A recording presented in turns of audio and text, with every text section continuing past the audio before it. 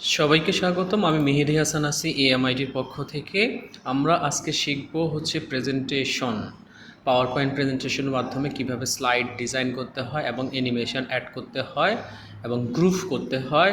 বিস্তারিত আলোচনা হবে আজকের এই টিউটোরিয়ালে। সবাই মনোযোগ সহকারে দেখবেন। সবাইকে ধন্যবাদ। তো আমরা চলেন শুরু করতেছি। প্রথমে আমরা ব্ল্যাঙ্ক প্রেজেন্টেশন নিয়ে নিচ্ছি। এটা হচ্ছে প্রেজেন্টেশন সফটওয়্যার।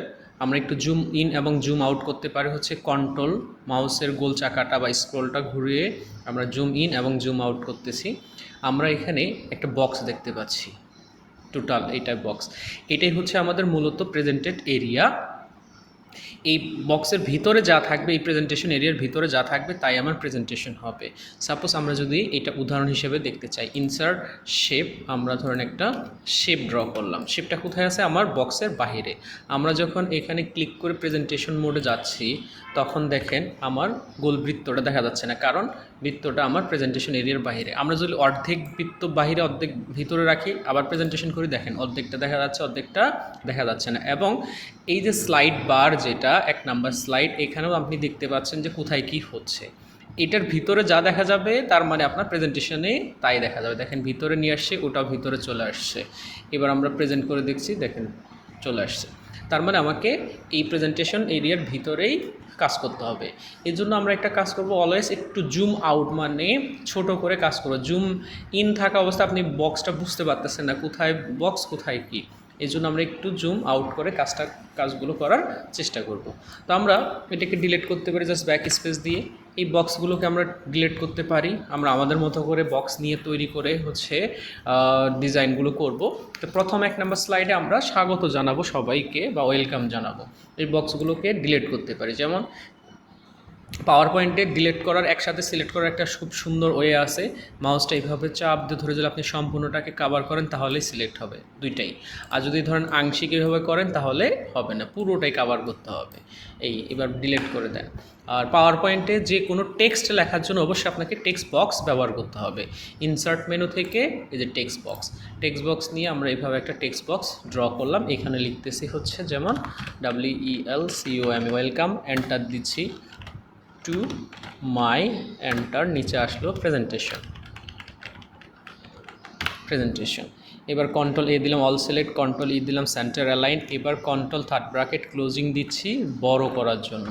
এবার বোল্ড দিচ্ছি বা ফন্ট স্টাইল চেঞ্জ করে দিচ্ছি। এখান থেকে অ্যালজেরিয়ান ফন্টটা আমি ব্যবহার করলাম, যেমন ওয়েলকাম টু মাই প্রেজেন্টেশন।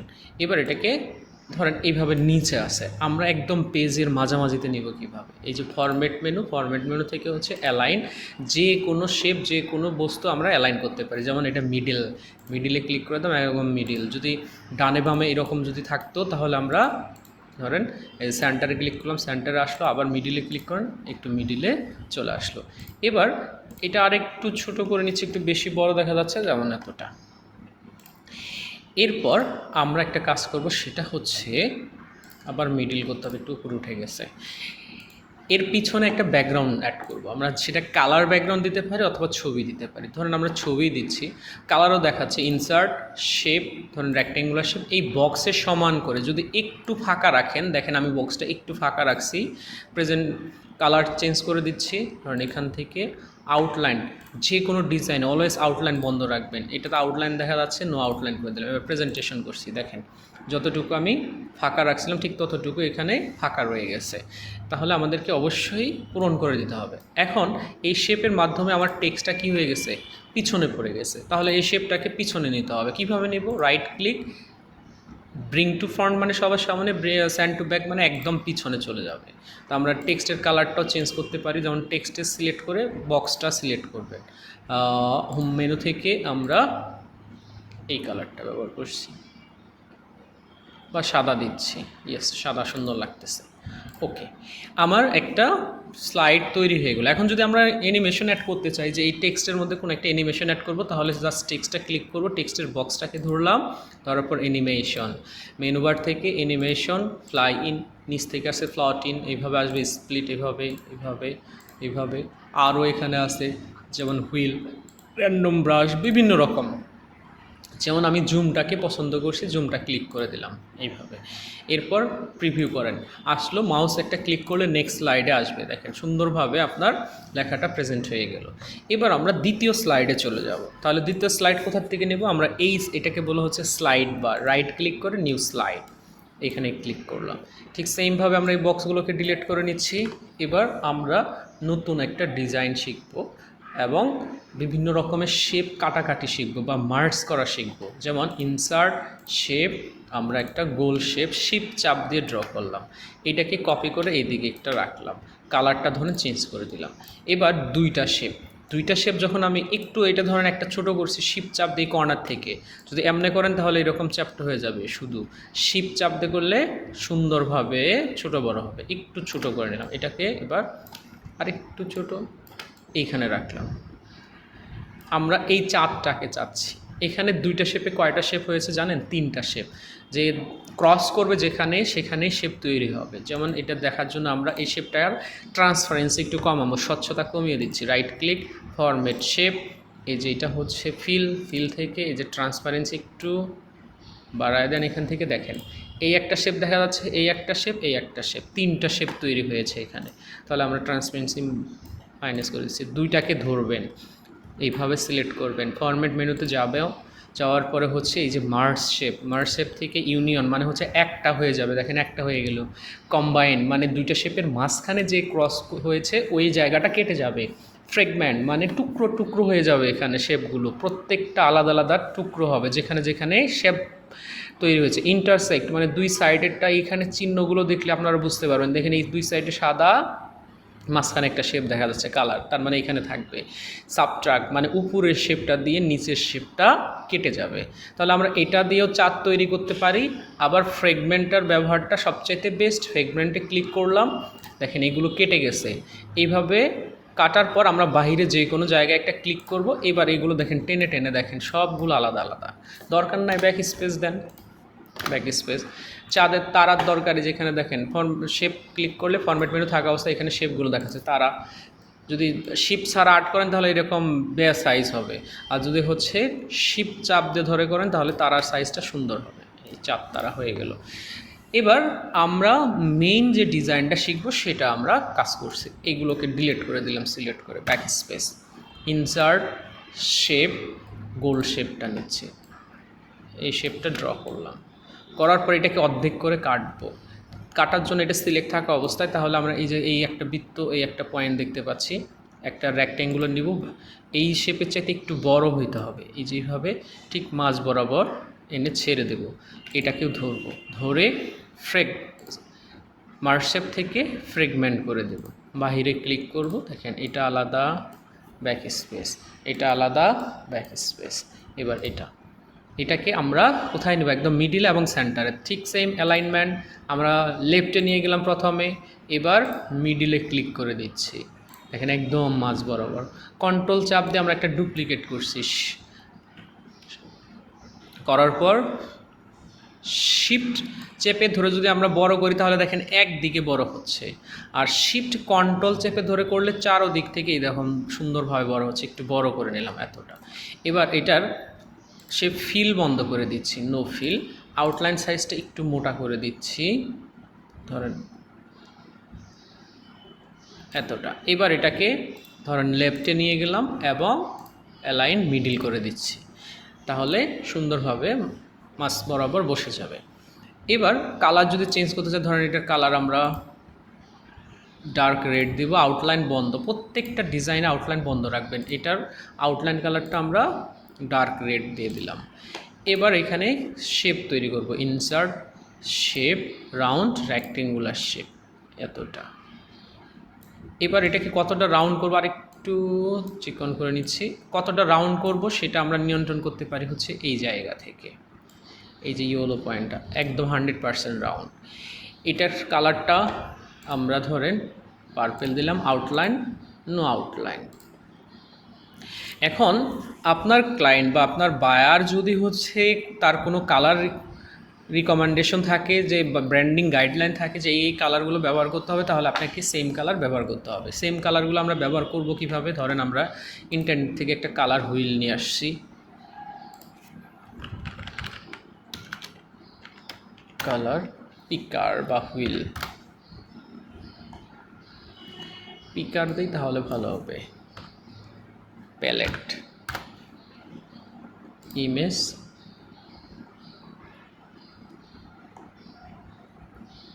ধরেন এই কালারগুলো দিয়ে সে কাজ করতে বলছে, আমরা এটাকে কপি করছি, রাইট ক্লিক কপি ইমেজ। এবার পাওয়ার পয়েন্টে যাব, গিয়ে কন্ট্রোল ভি দিচ্ছি, পেস্ট ইমেজ। এই দেখেন সুন্দর কালার প্যালেটটা আপনার এখানে চলে আসছে। এবার সেম কালার যদি করতে চান যে আমরা এই কালারটা করব, তাহলে এই শেপটাকে সিলেক্ট করবেন, ফরম্যাটে যাবেন, শেপ ফিলে যাবেন, শেপ ফিল থেকে আই ড্রপার নিয়ে যেখানে ক্লিক করবেন, যেমন এইখানে ক্লিক করলে এই কালারটা আসবে, তারপর এখানে ক্লিক করলে এই কালারটা, আমরা এই কালারটা নিয়ে নিচ্ছি, দেখেন সুন্দর সেম কালারটা চলে আসছে। এবার আমরা আরেকটা শেপ তৈরি করব এখানে, তাহলে এই যে গোল শেপটা নিচ্ছি, একটু জুম করে নেই এখন,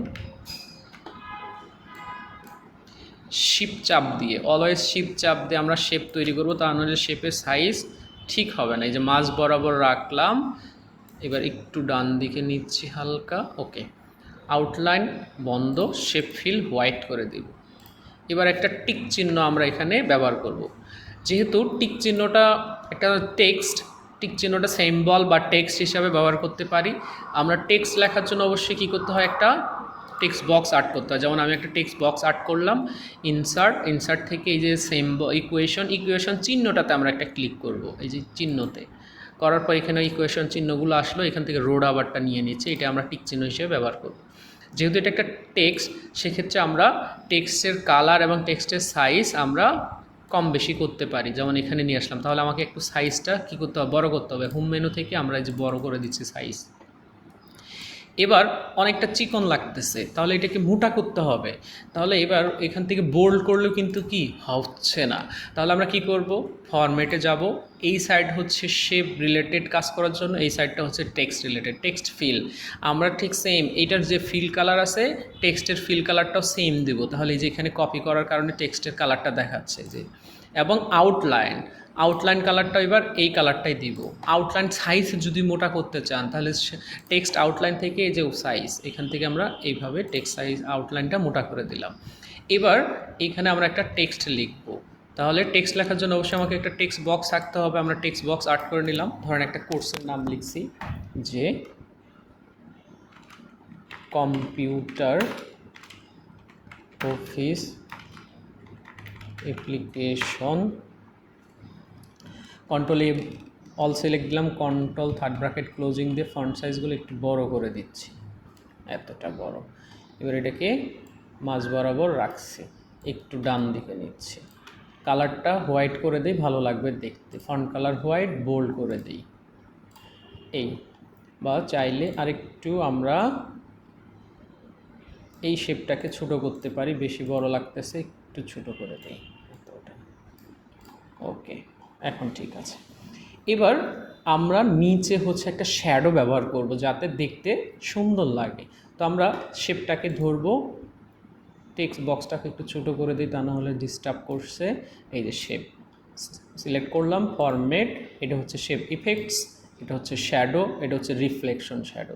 যদি রিফ্লেকশন শ্যাডো দেন এরকম দেখাবে, আর যদি শ্যাডো দেন তাহলে আমরা শ্যাডো থেকে যেমন প্রথম শ্যাডোটা ব্যবহার করছি, শ্যাডোটা ব্যবহার করাতে দেখেন অতটা সুন্দর লাগছে না, মানে দূরে দেখা যাচ্ছে না, সামান্য একটু দেখা যাচ্ছে। আমরা এটাকে এডিট করতে পারি কিভাবে, তাহলে শেপটাকে ধরবেন, রাইট ক্লিক করবেন, ফরম্যাট শেপে যাবেন, যাওয়ার পরে এটা হচ্ছে ইফেক্টসে যাবেন, আমরা কি ব্যবহার করছি, শ্যাডো, এই যে শ্যাডোতে যাব, যাওয়ার পর এখানে ডিস্টেন্সটা যত দূরে দেবেন শ্যাডোটা তত দূরে যাবে। আমরা এটাকে সাধারণত 8-এ রাখছি, একটু দূরে।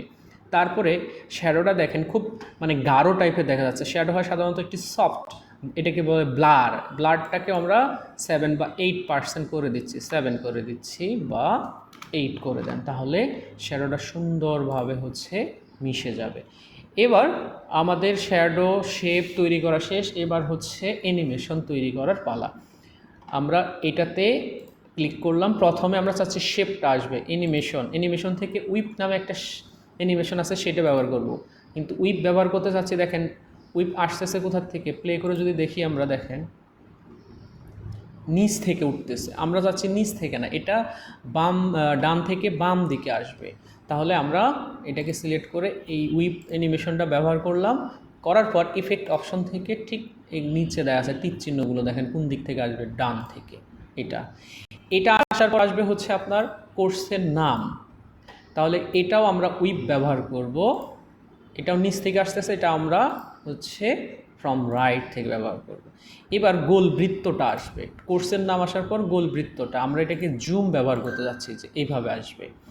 দেন আসবে হচ্ছে টিক চিহ্নটা, টিক চিহ্নটা আমরা উইপ ব্যবহার করবো, এটা নিচ থেকেই টিক চিহ্নটা উপর দিকে উঠবে।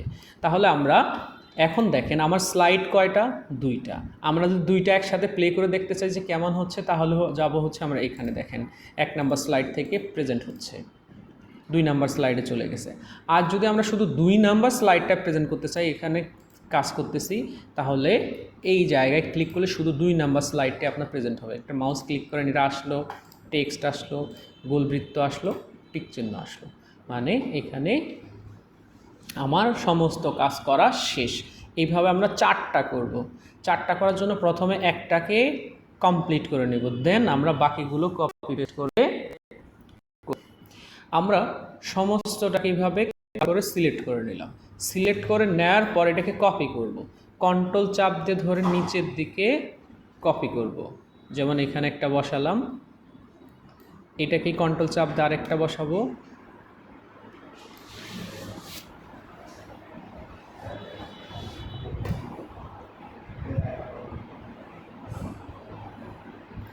এরপর উপর থেকে আমরা এটাকে আবার সিলেক্ট করে একদম সোজা নিচে নিয়ে আসবো, কপি, কন্ট্রোল চাপ দিয়ে আগে কপি করব, আঁকা বাঁকা যেন না হয়, শিফট চাপ দেখেন দূরত্বটাও ঠিক করার চেষ্টা করব যে কতটা দূরত্বে বসবে।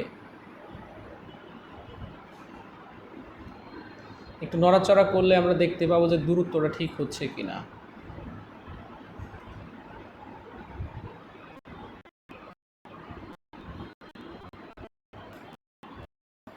তো আমরা এখন হচ্ছে কালগুলো চেঞ্জ করে নেব, আমাদের দূরত্বটা একটু বেশি লাগতেছে, আমরা কন্ট্রোল জেড দিচ্ছি, আবার কপি করে এখানে নিয়ে আসলাম এতটা দূরত্বে বা আর একটু নিচে। এবার কন্ট্রোল চাপ দিয়ে আরেকটা কপি, শিফট চাপ দিয়ে সোজা করে এই যে সমান দূরত্ব দেখেন, ডান দিকে 2টা লাল তীর চিহ্ন দেখাচ্ছে, তার মানে ওই উপরেরটা থেকে এটা দূরত্ব সমান আছে। আমরা এই দুইটাকে আরও একটু ডান দিকে নিতে পারি, তাহলে দেখতে ভালো লাগবে এইরকম, এতটা। এরপর আবার এটাকে সিলেক্ট করে কন্ট্রোল চাপ দিয়ে নিচের দিকে সোজা সমান দূরত্বে দেখেন 3টা দূরত্ব দেখাচ্ছে, তার মানে আমার একদম সমান আছে। এবার ছেড়ে দিলাম। এবার আমার কাজ হচ্ছে টেক্সটগুলো চেঞ্জ করা, কালারগুলো চেঞ্জ করা। ধরেন এই শেপটাকে ধরলাম, format, shape feel, I dropper, এই কালারটাতে ক্লিক করে দিলাম। এরপর এই টিক চিহ্নটার কালারও চেঞ্জ করব। টিক চিহ্নটাকে ধরলাম, টেক্সট ফিল, এখানে যে কালার কপি হয়ে গেছে, ফিল কালার এবং আউটলাইন কালার সেম করে দেব। এবার টেক্সটের নাম চেঞ্জ করে দিচ্ছি, গ্রাফিক ডিজাইন অ্যান্ড ফ্রিল্যান্সিং গেল। এরপর ধরেন এই শেপটা ধরবো, শেফিল, হাইড্রোফার, এই কালার। টেক্সট বক্সটাকে ক্লিক করব, শেফিল, এই কালার এবং এই কালার সেম। তারপর টেক্সট কালার করে দিচ্ছি, ডিজিটাল মার্কেটিং।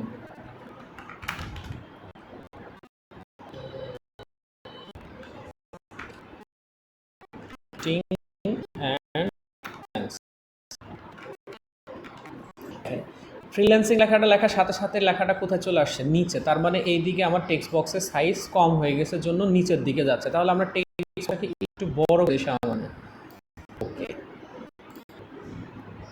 এরপর আমরা নিচেরটা ধরলাম, শেল, আইড্রপার, এই কালার। বক্স, টেক্সট বক্সটাকে টিক চিহ্নটাকে ধরলাম, টেক্সট ফিল, এই কালার এবং আউটলাইনও সেম কালার দিয়ে দিলাম, এইটা দিয়ে দিচ্ছি, WEB web design and freelancing. তো ওকে, আমরা দেখেন সুন্দরভাবে লেখাগুলো লিখে ফেললাম। এখন হচ্ছে এই টেক্সটটা দেখেন ডিজাইন করলে সুন্দরভাবে করতে হবে। এই টেক্সটটা একদম বর্ডারে চলে আসছে, তাহলে এই সবগুলো টেক্সট বক্স একসাথে ধরে শিপ চাপ দিয়ে ফন্ট সাইজটা একটু ছোট করে দেই আমরা, সামান্য 32-35 দেখি কেমন হয়, বা 33 দিলাম। এখন মোটামুটি সবগুলোই বক্সের ভিতরে আছে, একটু কম বেশি হতে পারে।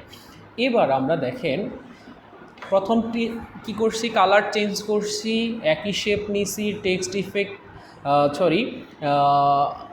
শেপ ইফেক্টস ব্যবহার করছি, অ্যানিমেশন ব্যবহার করছি, সবগুলোই ওকে করছি, করার পর কপি করছি। এবার প্লে করে দেখি, দেখেন। আচ্ছা,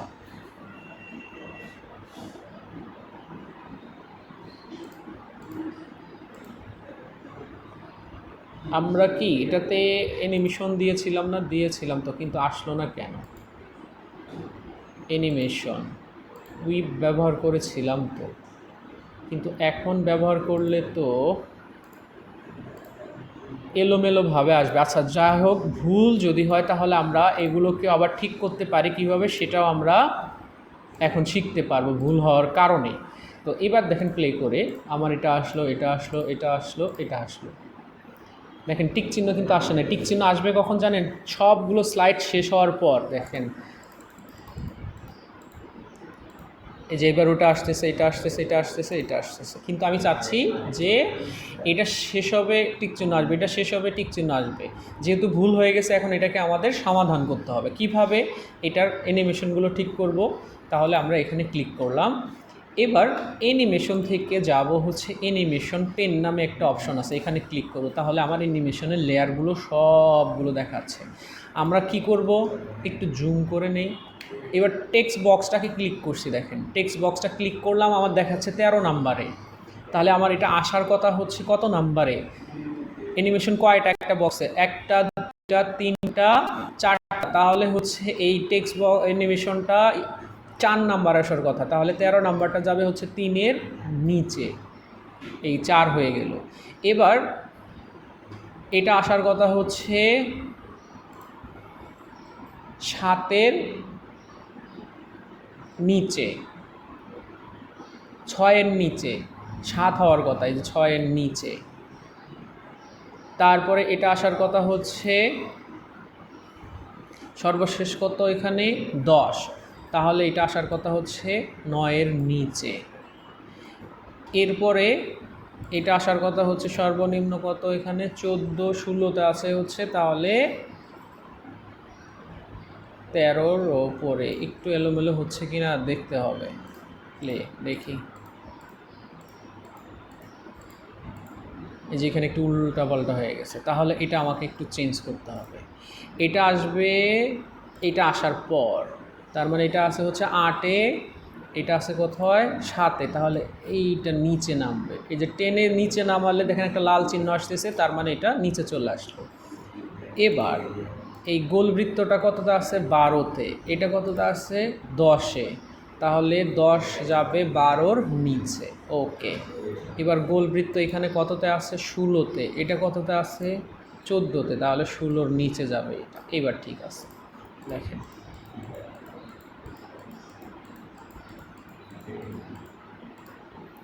এই হলো সিস্টেম। আমরা ভুল করাতে আমরা নতুন আরও একটা কি কাজ শিখতে পারলাম। এরপর আসি হচ্ছে